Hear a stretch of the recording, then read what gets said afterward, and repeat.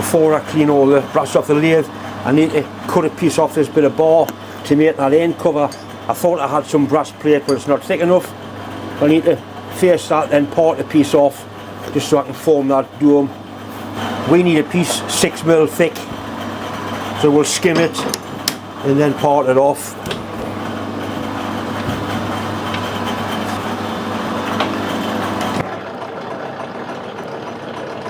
Once again, the noise is just the change wheels. I'm just going to lock the lathe carriage off so it doesn't move.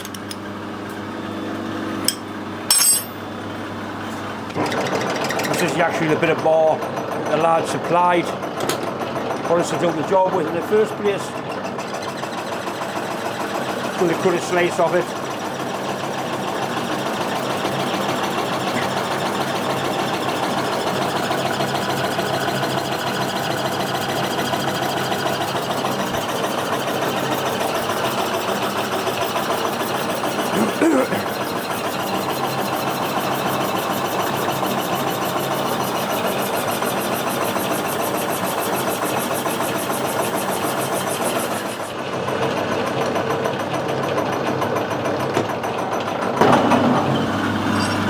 That's reasonable. We can measure the diameter. 95. I think it's a 100mm round bar. It is. Take 5mm off the outer D and then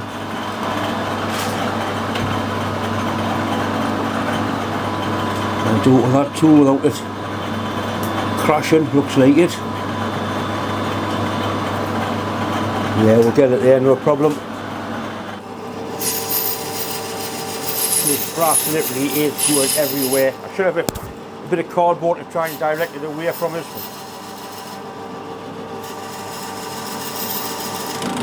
There's 2.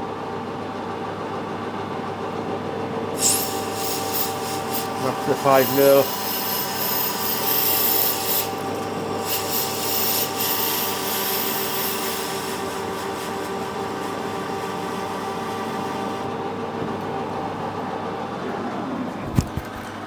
Right,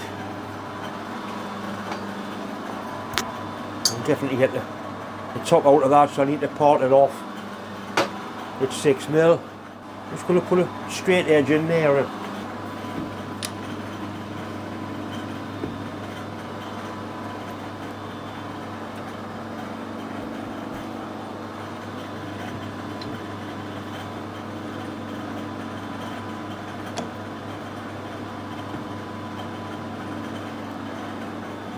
Right, so that's definitely at 90 degrees to the job.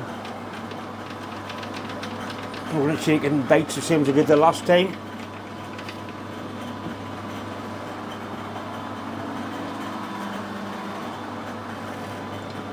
6mm.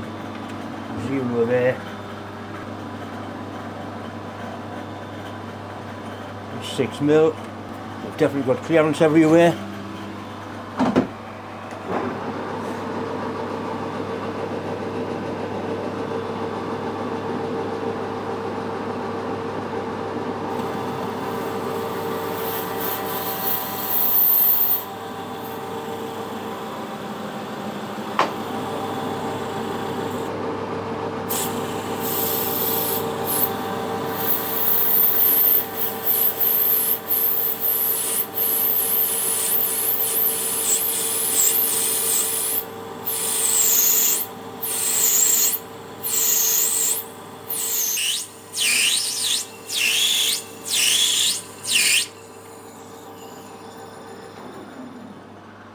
And I'm thinking, could I put them in now before I finish parting this off?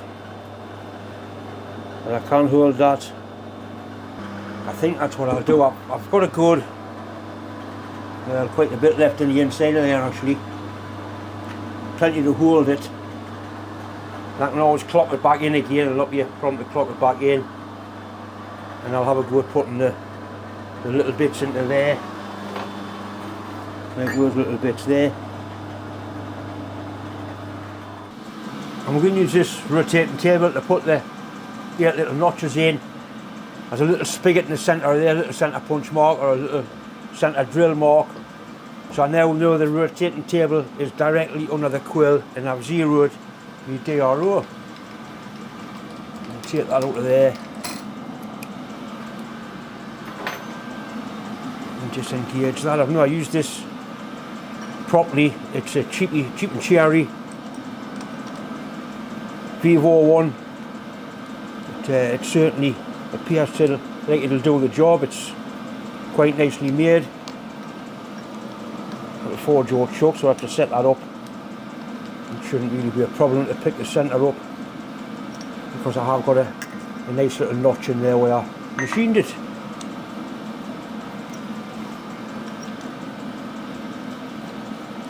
This chuck's not the best quality in the world, but what it's going to be doing, it's certainly good enough.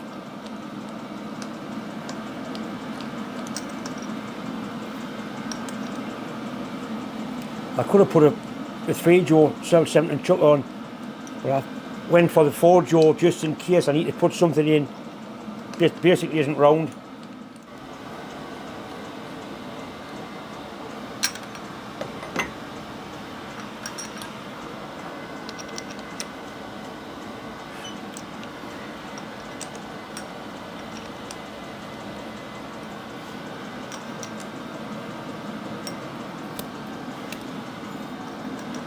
Use the lines on the body of the chuck to get sort of somewhere near.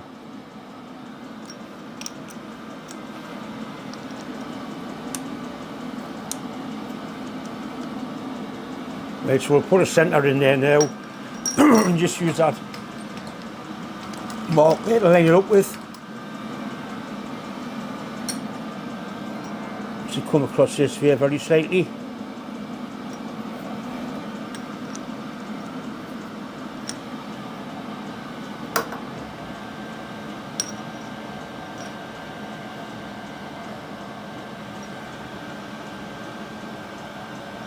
Across this way very slightly.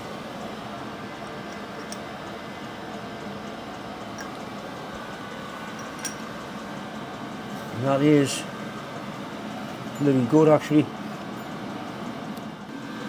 The calibration on here is more than accurate. It does obviously 360, which is a circle, and to divide a circle by 8 is 45 degrees, so it will be like 45, 90, and go on and on until we get all the way around. I've locked the y-axis off, that's that one there. I'm going to put a cutter in here and just use a cutter to put each one in turn. I'll find a cutter that's a nice size and we'll basically go from there. Right, we've got a big gnarly milling cutter in there. I've got the table set at 0 and I've got it locked off. We start this cutter up. I've got the height locked as well. You bring it in and it just touches, and then 0.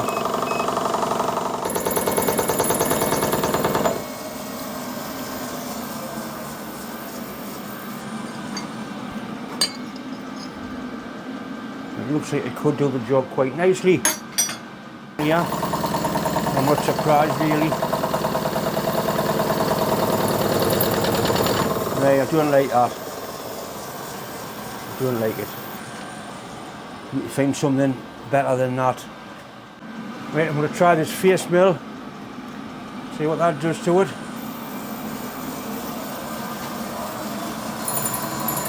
That's better. Definitely having a much better effect.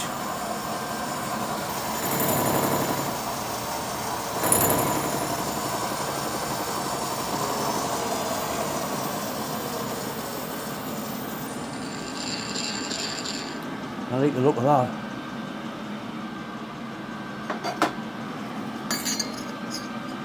Definitely like the look of that. Simple case now of loosening the 2 locks and take this round 45 degrees.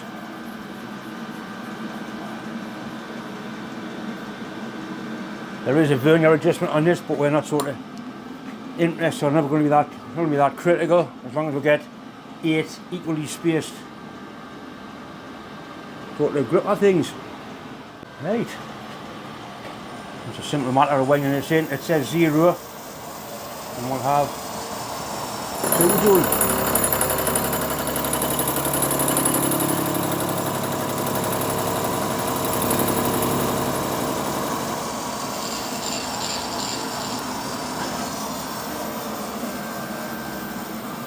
Quite pleased with that. 90 plus 45 will be 135.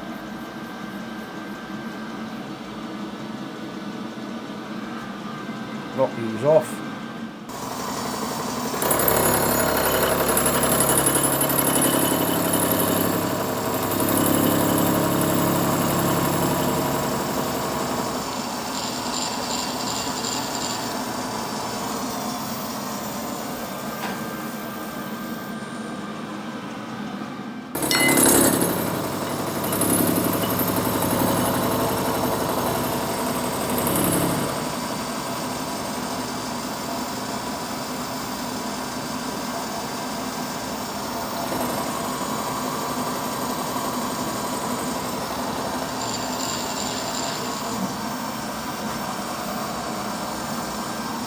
And the last one, or at least to go back to where we started from, 360, just for a laugh, we'll see where we are.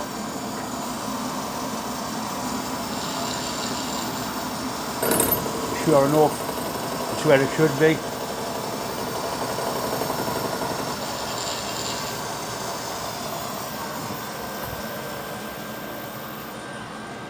I am quite happy with the spacing of them, they look good. Looks much the same as that. You put it back in the lathe now and I can radius those 2 edges. We'll just be done with a little die grinder and then finish parting it off.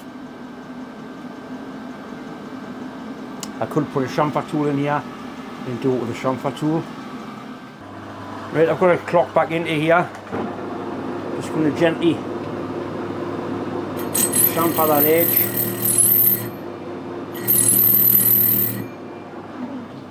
You only get finished off by hand just to make it look sort of cool, but this gives it a good start.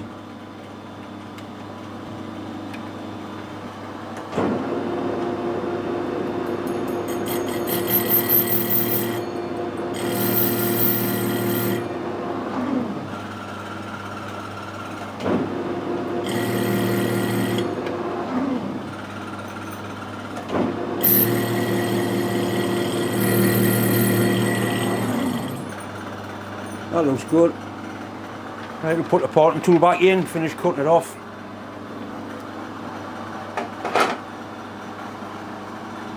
I've certainly had a variety of different tools on the job. Incredible actually. Maybe a little bit more blade poking out.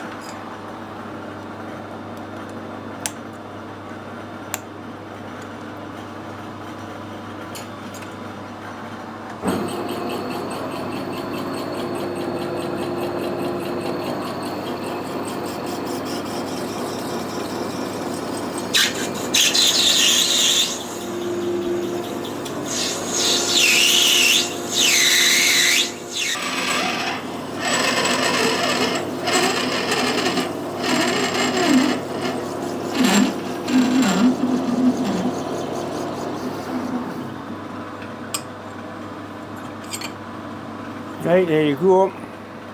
Right, so that gets silver into there. Before I do that, I'll heat this up and soften it, and then I'll probably put it with a bit of tube and gently knock it down, make it concave or convex. That's the top side. So that goes like that. It'll be like that. Ring of silver soil around there, and that'll not give any problems at all. That'll be really good, goes that way. That's the lead for the thread. And then I think tomorrow's job is to clean the lathe off. It's absolutely filthy in brass. The amount of brass I've chopped up's incredible. But I'm really happy with that. It's starting to look like something now. Starting to look a little bit like the original, a little bit. Once again, it's just time to say thanks for watching and thanks for subscribing. I'd like to say one more thing before I go. It should have been my brother Rob's birthday today. Sadly, Rob was killed in a motorcycle accident 15 years ago. I'd just like to say one thing. Please, when you drive your car, think bike. If me saying this, and it's not easy, makes one person think bike, it makes it worthwhile. Anyway, thanks for watching.